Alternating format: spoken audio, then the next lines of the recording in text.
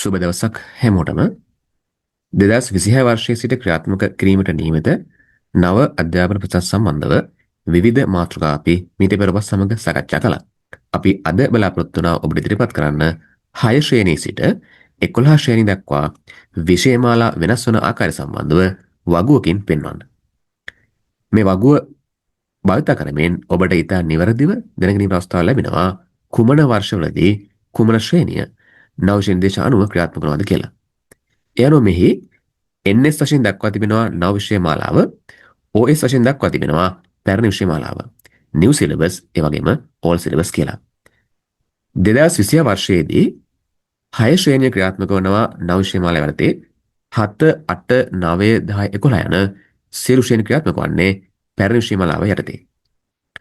2027 වර්ෂයේදී 6 ශ්‍රේණිය නව විෂය මාලාව යටතේදී 7 ශ්‍රේණිය නව විෂය මාලාව යටතේදී ක්‍රියාත්මක වනවා.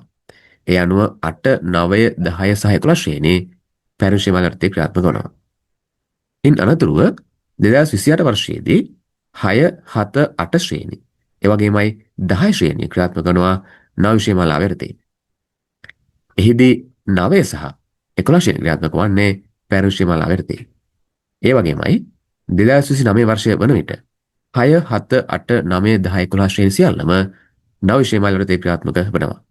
ඒ අනුව ඔබ මේ වර්ෂයේදී එසේ නොවනම් 2026 වර්ෂයේදී ඉගෙන ගන්නා ශ්‍රේණිය අනුව ඔබට අවස්ථාව ලැබෙනවා ඔබේ විෂය මාලාව වෙනස් වන වර්ෂය ඉතා නිරතුරුව දැක බලා ගන්න.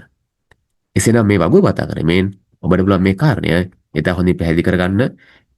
ඒ වගේමයි ඔබට වගේමයි මේ කාරණය තවත් අයෙකුට අනිවාර්යයෙන් දැකත් හැකි අපි ඕනෑමත් මේ වීඩියෝව ෂෙයා කරමු.